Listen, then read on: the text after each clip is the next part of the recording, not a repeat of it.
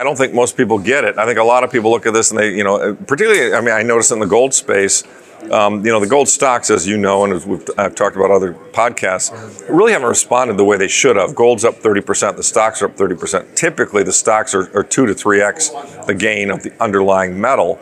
And in this case, that has not happened. And the reason for that is if you go on Bloomberg and you check the future forecast, nobody thinks the gold move is real. Everybody thinks, oh yeah, it's at 26, but it's coming back to 2,000. And the ASICs, which is the all-in sustaining cost of mining an ounce, are going to continue to march up with inflation.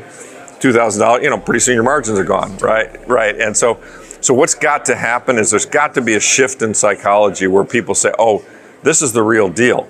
And gold's not stopping at 25 or 26. Gold's going to 3, and then it's going to 4, and then it's going to 5. And I think those things are happening, obviously, over the course of several years. It's a mess. It's a real mess. And this is a fiscal mess without the stock market or the economy being in trouble. I mean, the last 2 times the stock market went down substantially in the 08 bust and in the 2000 bust, you had enormous deficits following it. You had an enormous unemployment following it. And so if our stock market gets broken at some point, then I think I'll move into kind of the next point, which is I think we know how the Federal Reserve is going to have to respond. And I call it the big print. Mm-hmm. I mean, they're just going to have to, go back to QE, go back to ZIRP, maybe do yield curve control. And we're already starting to see that. I find it extremely interesting that the bond market, here they are, they've cut interest rates, and yet the longer bond, has gone up since that interest rate cut. And I'm kind of like, wow, how did that happen? Doesn't make sense. In your presentation, you said that it's only a matter of time. This big print is coming, as you just mentioned. The Fed's balance sheet will go over $20 trillion. Elaborate on this. How soon? What does that look like? Some people say that's hyperbolic, but it's not if you really look at the trend. If you look at what they created in the dot-com burst, if you look at what they created in the GFC, if you look at what they created with COVID, each one gets progressively larger, right? It took Bernanke 4 or 5 years to print a couple, trillion, 2-3 trillion. It took Powell 6 to 18 months to print 5 or 6 trillion. So it was really kind of nuts. And I think that in order to save the next one, they're going to have to spend, it's going to be kind of unlimited. He will have to do what I call a Mario Draghi, which is he'll have to say, whatever it takes. Yeah. and it's my sense is it's going to take a great deal if the stock market comes off hard. And so to me, that the 2 things that I'm watching that I think are the big triggers, I'm watching the bond market and I'm watching the stock market. Timeline though, this year, like what you worried? I don't know. Nobody knows, right? But it feels like we're getting close. We know that the bond market, when the 10-year gets over 5, we know they have a problem. That happened in September of 2023, and they immediately came out. 12 Fed governors came out and started jawboning it down. So it kind of 5% on the 10-year seems to be like a trigger point. Mm-hmm. The stock market, I don't know. It just keeps on rolling, and it could roll higher. There's a guy I respect, David Hunter, who's on Twitter and is ex-Fidelity manager, very seasoned, and he thinks we melt up to 7,500 on the S&P. And for all I know, we could. There's a lot of excitement around this new administration. But if you look at Hussman's numbers or any of the valuation metrics like the Buffett indicator and PEs and price to book, book doesn't matter anymore, but you look at all the valuation, we're redlined, like we're right at the top. Markets don't get more expensive than the stock market is right now. They just don't. And so when does that end? I don't know. Maybe it could get more expensive still. I'm not shorting it, but I surely tell my clients, I don't think that's an area where you want to be heavily long. The fiscal and monetary landscapes we navigate today are unlike anything we've ever encountered. Lawrence Lepard's sharp commentary provides invaluable insights into the intersection of economic policy, gold, and silver, as well as the inevitable consequences of our current financial trajectory. He paints a vivid picture of the monetary tightrope walk we are all on, with gold and silver emerging as safe havens against a brewing storm of economic instability. Lepard aptly describes the current fiscal situation as a real mess. The underlying issue is clear. Despite a stock market that seems unfazed, the fundamentals of the U.S. economy are alarmingly fragile. Debt to GDP ratios hovering at 124% are a sobering reminder of the precarious balance we face. This figure is not a standalone anomaly. It underscores a broader, systemic issue. Historically, countries with such ratios have been considered financial banana republics, nations grappling with economic mismanagement, unstable currencies, and crumbling infrastructures. The government, particularly in the aftermath of COVID-19, has failed to rein in spending. In fact, it has accelerated it. In the past year alone, $6.75 trillion was spent, a number eerily close to the peak of pandemic-related spending. This fiscal recklessness has left the U.S. running a $1.8 trillion deficit, with current projections pointing to an even steeper $2.4 trillion annualized shortfall. Lepard outlines the Federal Reserve's likely response to an impending economic downturn, the big print. The Federal Reserve, as history has shown, will likely revert to quantitative easing, QE, near zero interest rates, and potentially even yield curve control. The next round of money printing will be monumental. If the patterns established during the 2008 financial crisis, the Great Recession, and COVID-19 are any indication, the Federal Reserve's balance sheet will surpass $20 trillion in the coming years. Each successive crisis has demanded increasingly larger monetary interventions, and the next one promises to follow suit. When the stock market falters, as it inevitably will, the Federal Reserve will be forced to act aggressively to stabilize the economy. Lepard likens this to the famous whatever-it-takes approach of Mario Draghi, former president of the European Central Bank. Such policies will inject unprecedented amounts of liquidity into the system, devaluing the dollar and accelerating inflation. Despite the looming economic challenges, Lepard sees a silver lining, literally. Gold and silver, the time-tested hedges against monetary debasement, have shown remarkable resilience. Gold's recent performance highlights this, with prices rallying from under $2,070 at the start of the year to approximately $2,600. Silver, too, is poised for significant gains, supported by both industrial demand and monetary positioning. The stock market, oddly enough, has not yet fully priced in the realities of an inflated future. While gold prices have risen steadily, gold stocks have lagged behind, delivering only modest gains compared to the metal itself. Historically, gold stocks outperform gold during bullish phases, often by 2 to 3 times. The disconnect suggests a lagging public sentiment. As Lepard notes, the mainstream investment world has yet to fully recognize that gold's ascent is not temporary, but the beginning of a long-term structural shift. Central banks around the globe are sending clear signals. Their aggressive accumulation of gold reflects a shift away from reliance on the US dollar as the global reserve currency. Institutions like the Bank of Russia, the People's Bank of China, and others are fortifying their reserves with sound money, preparing for an era of monetary uncertainty. This global trend will likely intensify, driving demand for gold and silver even higher. For individual investors, gold and silver offer an invaluable hedge against economic turbulence. These metals are more than just assets, they are lifeboats in a sea of uncertainty. Unlike fiat currencies, gold and silver cannot be printed at will. Their scarcity and intrinsic value make them impervious to the inflationary pressures that erode paper money. Lepard emphasizes the critical importance of holding physical gold and silver.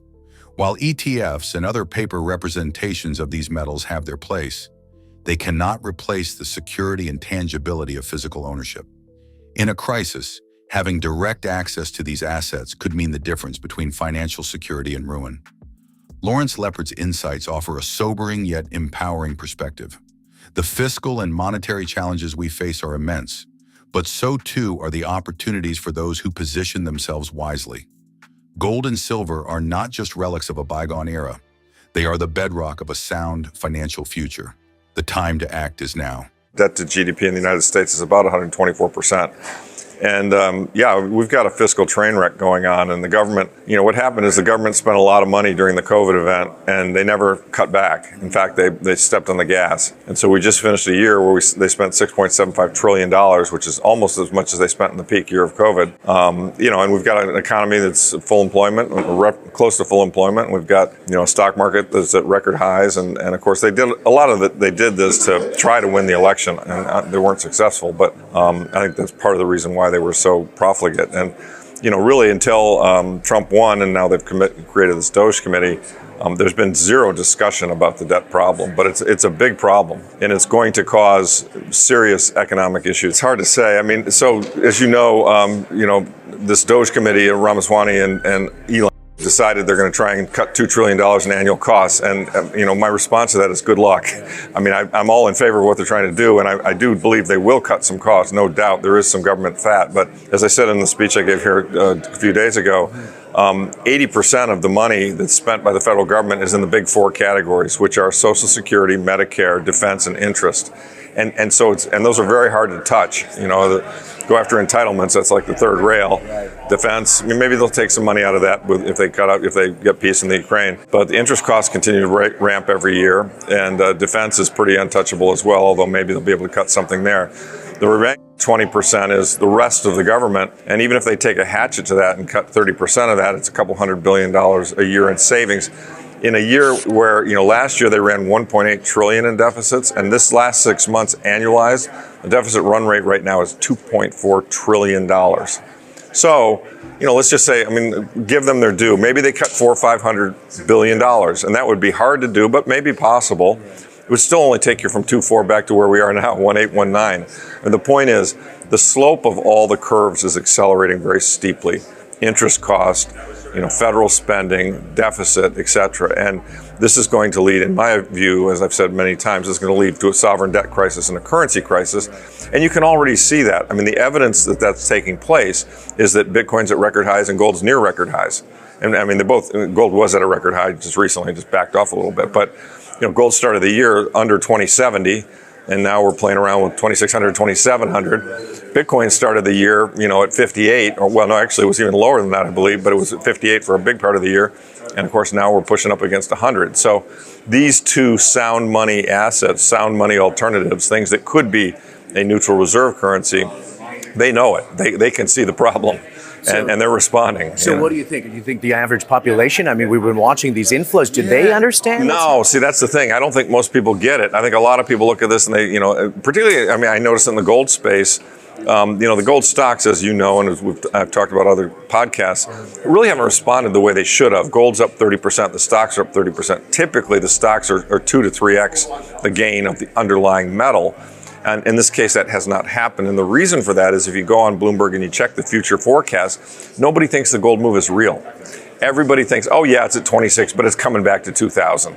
And the ASICs, which is the all-in sustaining cost of mining an ounce, are going to continue to march up with inflation. $2,000, pretty soon your margins are gone, right? And so what's got to happen is there's got to be a shift in psychology where people say, oh, this is the real deal. And gold's not stopping at 25 or 26. Gold's going to 3, and then it's going to 4, and then it's going to 5. And I think those things are happening, obviously, over a course of several years.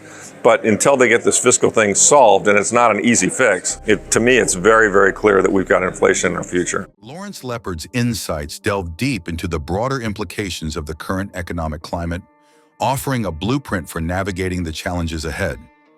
As fiscal irresponsibility continues to accelerate, the consequences for the average investor in the global economy are monumental. Gold and silver, as Lepard emphasizes, will play an increasingly pivotal role in preserving wealth and stability. The fiscal trajectory of the U.S. is unsustainable. With debt to GDP ratios exceeding 124%, we are in uncharted waters. Lepard points out that many nations historically deemed banana republics had lower debt to GDP ratios than the U.S. does today. What's more concerning is that the government has shown no inclination to reverse course. Instead, it has continued to spend at unsustainable levels, even in the absence of an acute crisis like COVID-19. The $6.75 trillion in government spending last year nearly matched peak pandemic spending, despite the economy being at full employment and the stock market reaching record highs. This fiscal profligacy underscores a deeper problem: the unwillingness of politicians to address the root causes of the deficit. Efforts like the newly formed committee under Elon Musk and others to cut $2 trillion in spending face an uphill battle. Even if successful, these cuts would barely make a dent in the structural deficit, let alone the $2.4 trillion annualized shortfall. As Lepard aptly notes, inflation is not just a possibility, it is a certainty. The Federal Reserve's past responses to crises have shown a consistent pattern: massive monetary intervention. From the Great Financial Crisis to the COVID-19 pandemic, each successive round of quantitative easing, QE, has grown larger in scale. The next crisis, which Lepard dubs the big print, will likely dwarf previous interventions. The Federal Reserve's balance sheet, which already ballooned to nearly $9 trillion during COVID, could easily surpass $20 trillion in the coming years. This relentless money printing will further erode the purchasing power of the dollar, driving up prices for everyday goods and services. Inflation is not just a hidden tax, it is a wealth transfer from savers to borrowers, from the middle class to the wealthy. The Cantillon effect, which Lepard references, illustrates how those closest to the source of new money benefit the most, while those on the periphery suffer the consequences of rising costs and stagnant wages. Gold and silver, often dismissed as relics of a bygone era, are emerging as critical tools for navigating this new economic reality. Lepard highlights several key factors that make these metals indispensable in the current environment. Unlike fiat currencies, gold and silver cannot be printed at will. Their scarcity and utility ensure they retain value, even as paper currencies are debased. Gold has consistently outperformed fiat currencies during periods of high inflation. Since the U.S. abandoned the gold standard in 1971, gold has risen from $35 per ounce to over $2,600, preserving wealth for those who held it. Central banks around the world are quietly amassing gold reserves. Countries like Russia, China, and India are diversifying away from the U.S. dollar, signaling a shift in the global monetary order. This trend is a clear vote of no confidence in fiat currencies. Silver, in particular, faces unique supply challenges. Its industrial applications, coupled with its role as a monetary metal, create a perfect storm for rising demand. Lepard likens silver's current situation to that of uranium a few years ago, an undervalued commodity on the brink of a major breakout. Lepard touches on a provocative idea gaining traction among economists and policymakers: revaluing gold to address sovereign debt. By significantly increasing the official price of gold, governments could effectively offset their liabilities. For example, a revaluation to $10,000 per ounce or higher would dramatically improve balance sheets, allowing nations to stabilize their finances. This concept is not without precedent.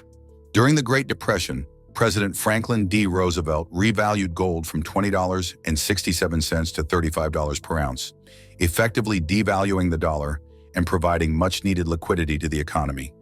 A similar move today could serve as a reset mechanism, restoring confidence in the financial system. Lepard also highlights the peculiar behavior of the stock market.